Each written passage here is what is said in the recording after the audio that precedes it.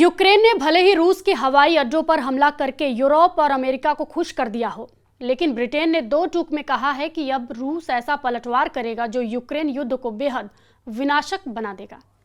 Britain ने तो America से सीधी मांग की है कि अमेरिका जल्द से जल्द ब्रिटेन को ऐसे लड़ाकू विमान दे जो एटमी हथियारों से हमला कर सके। ब्रिटेन की इस मांग से अनुमान लगाया जा रहा है कि दुनिया तीसरे विश्व युद्ध में प्रवेश कर चुकी है। न्यूज 18 के डिजिटल प्लेटफॉर्म पर आपका स्वागत है। मैं हूं प्रिया सिंह। भले ही यूक्रेन ने रूस में घुसकर उसके 5 एयरबेस उड़ा दिए हों, लेकिन रूस ने साफ संकेत दे दिए हैं कि यूक्रेन ने अपनी औकात से कहीं ज्यादा बड़ा हमला रूसी एयरबेस पर किया है और अब यूक्रेन को उसकी कीमत चुकानी पड़ेगी। रूस के 40 से लेकर 41 सैन्य विमान, जिसमें बम वर्षक भी शामिल हैं, वो तबाह हुए हैं, लेकिन रूस ने यूक्रेन पर नए सिरे से भीषण हमले शुरू कर दिए हैं। यूक्रेनी सेना ने खुद भी माना है कि यूक्रेन पर रूस ने बहुत बड़ा हमला मिसाइल और ड्रोन से किया है, जिसकी वजह से भारी नुकसान हुआ है। खबर तो यहां तक आ रही है कि अमेरिका में इस हमले की तुलना सेकेंड वर्ल्ड वॉर में पर्ल हार्बर पर हुए हमले से की जा रही है, जिसमें जापानी आत्मघाती लड़ाकू विमानों ने हवाई में मौजूद अमेरिका नौसेना के बेड़े को तबाह कर डाला था। पिछले 18 घंटे से जेलेंस्की और ट्रंप रूस पर हुए हमले का जश्न मनाने में जुटे हैं, लेकिन पुतिन के जबरदस्त पलटवार को देखते हुए ब्रिटेन के पीएम कीर स्टारमर ने अमेरिका से ऐसी मांग कर दी है कि जिससे साफ पता चलता है कि यूक्रेन युद्ध विनाशक दौर में पहुंच चुका है। ब्रिटेन ने रूसी खतरे को देखते हुए अमेरिका से परमाणु बम गिराने वाले लड़ाकू विमान की भी मांग की है, ताकि बेकाबू रूस को काबू किया जा सके। हम आपको यही दिखाने जा रहे हैं कि रूस पर हुए यूक्रेन के अब तक सबसे बड़े ड्रोन हमले ने कैसे यूक्रेन युद्ध को तीसरे विश्व युद्ध के करीब पहुंचा दिया है।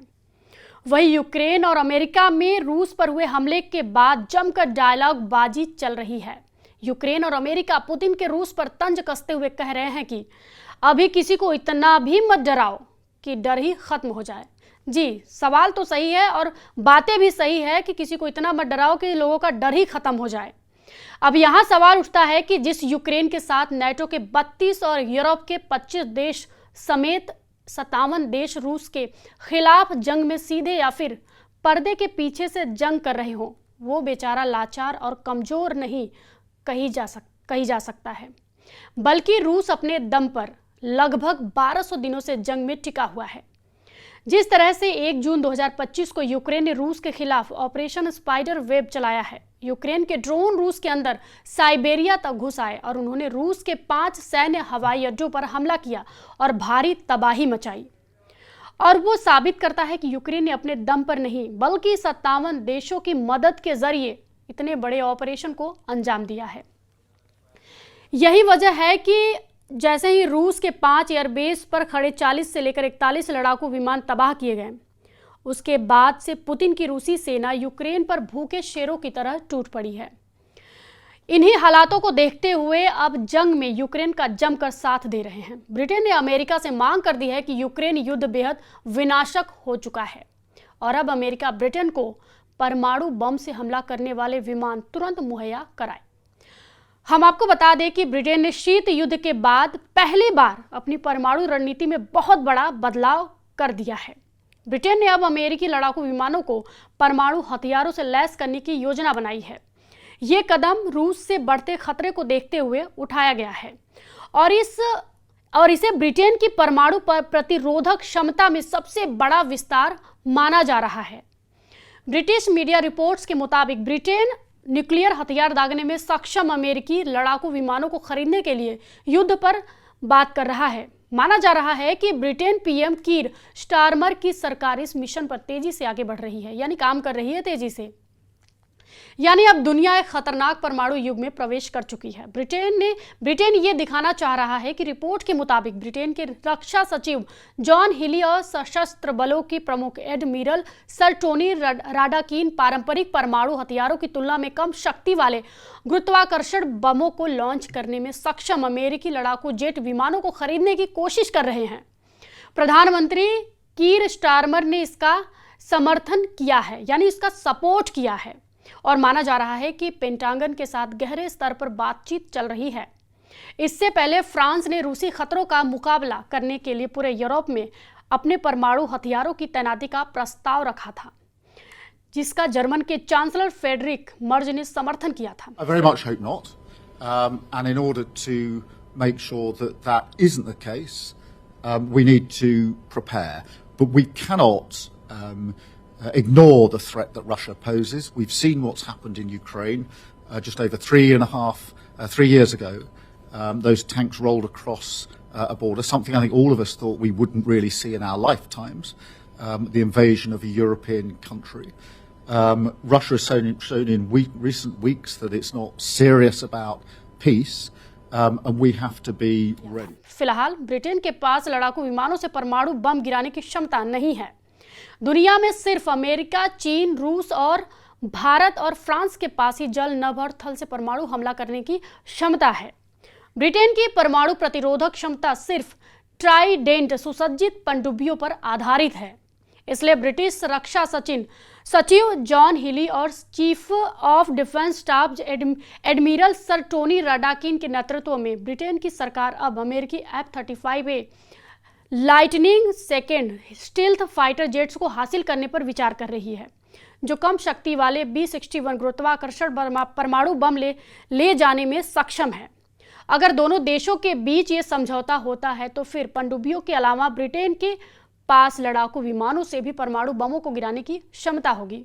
वहीं ब्रिटेन के वरिष्ठ सैन्य अधिकारियों ने चेतावनी दी है कि दुनिया एक तीसरे परमाणु युग में प्रवेश कर रही है, जहां रूस की आक्रामक नीतियां, चीन का बढ़ता परमाणु शस्त्रागार, इराक और उत्तर कोरिया की अस्थिरता और साइबर हमलों की बढ़ती घटनाएं वैश्विक सुरक्षा के लिए गंभीर खतरे पैदा कर रही है, जिसकी वजह से हवाई आधारित परमाणु क्षमताओं का डेवलपमेंट ब्रिटेन को इन खतरों का सामना करने के लिए ज्यादा मजबूत और लचीला बनाएगा।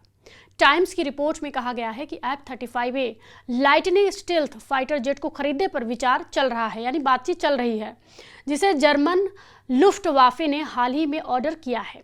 हालांकि दूसरे प्रकार के विमानों पर भी विचार किया जा रहा है। इन जेट की रेंज 1400 किलोमीटर है और ये B-61 थर्मोन्यूक्लियर ग्रेविटी बम ले जा सकते हैं, जो अमेरिका के 3708 परमाणु हथियारों के भंडार से हवाई ड्रॉप किया जाने वाले प्राइमरी परमाणु बम है। इसके अलावा ब्रिटिश सरकार ने 7000 लंबी दूरी के हथियारों के उत्पादन की योजना भी बनाई है। इधर रूस के 5 एयरबेस पर यूक्रेन के ड्रोन हमलों से बौखलाए रूस ने यूक्रेन के पूर्वी इलाके में खौफनाक हमले शुरू कर दिए हैं। जापोरिजिया के कई इलाकों पर रूस ने भयानक मिसाइल और ड्रोन हमले किए हैं। हम आपको बता दें कि यूक्रेन के रूसी एयरबेस पर हमले से कुछ ही घंटे पहले रूस ने यूक्रेन पर सबसे बड़ा ड्रोन हमला किया था। यूक्रेन की वायु सेना के मुताबिक रूस ने एक साथ 472 ड्रोन यूक्रेन के ऊपर भेजे, जो कि अब तक की सबसे बड़ी संख्या है। इसके साथ ही रूस ने 7 मिसाइलें भी दागी। ये दावे यूक्रेनी वायुसेना के संचार प्रमुख यूरी इग्नाट ने किया है। यूरी इग्नाट के मुताबिक मिलिट्री ट्रेनिंग यूनिट पर मिसाइल और ड्रोन से हमला किया था, जिसमें कम से कम 12 सैनिक मारे गए थे, वही 60 से ज्यादा लोग घायल हुए थे। अब सुनिए, जिस जगह पर हमला हुआ था वह सीमा से 1000 किलोमीटर की दूरी पर है। फिर भी रूस के ड्रोन वहां हमला करने में कामयाब रहे, यानी सफल रहे। यानी रूस और यूक्रेन दोनों ही अपने अपने हमलों से साबित कर दिया है कि अब लंबी दूरी तक एक दूसरे के यहाँ पर हमला करना संभव है, यानी पॉसिबल है। और इसी कामयाबी को फिलहाल राष्ट्रपति जेलेंस्की बेच रहे हैं। Europe together with America has better weapons than Russia. We also have stronger tactical solutions. Our Operation Spiderweb yesterday proved that Russia must feel what its losses mean. That is what will push it toward diplomacy. And when Russia takes losses in this war, it's obvious to everyone that Ukraine is the one holding the line, not just for itself, but for all of Europe. हम आपको यूक्रेनी सेना के हमलों और दावों से जुड़ा वो वीडियो दिखा रहे हैं, जब यूक्रेनी सेना ने 7 अप्रैल को दावा किया था कि उसने रूसी इलाके में घुसकर रूस के बेलगरद में तूफानी हमले किए हैं और 30 से ज्यादा रूसी सैनिकों का ड्रोन और बम हमलों से मार डाला है। अब देखिए, वॉर एक्सपर्ट्स का साफ कहना है कि क्योंकि यूक्रेनी सेना के हाथ से पश्चिमी रूस का कुर्स्क इलाका निकल चुका है, इसलिए अब यूक्रेन रूस के बेलगरद पर हमले तेज कर रहा है। यूक्रेन चाहता है कि रूसी सेना उसके सुमे और खार्किव इलाके पर ही कब्जा ना कर ले। इसको बचाने के लिए यूक्रेन की 225वीं असॉल्ट रेजिमेंट पूरी कोशिश कर रही है, लेकिन वो रूस के हमलों के सामने टिक नहीं पा रही है। पुतिन की रूसी सेना ने इतनी तेजी से हमले किए हैं कि यूक्रेनी सेना रूस के कुर्स्क इलाके से भाग चुकी है, जबकि रूस के बेलगरद से भी भागने लगी है सेना। अब ऐसे हालात में अंदाजा लगाया जा सकता है कि रूस के 5 एयरबेस पर यूक्रेन के हमले के बाद यूक्रेन जंग कितनी विनाशक होने वाली है, यानी भयानक होने वाली है। फिलहाल दुनिया की निगाहें अब रूस की तरफ से यूक्रेन पर जबरदस्त पलटवार पर टिकी हुई है। इस वीडियो पर आपकी क्या प्रतिक्रिया है, हमें कमेंट बॉक्स में ज़रूर बताएं और फॉलो कीजिए न्यूज़ 18।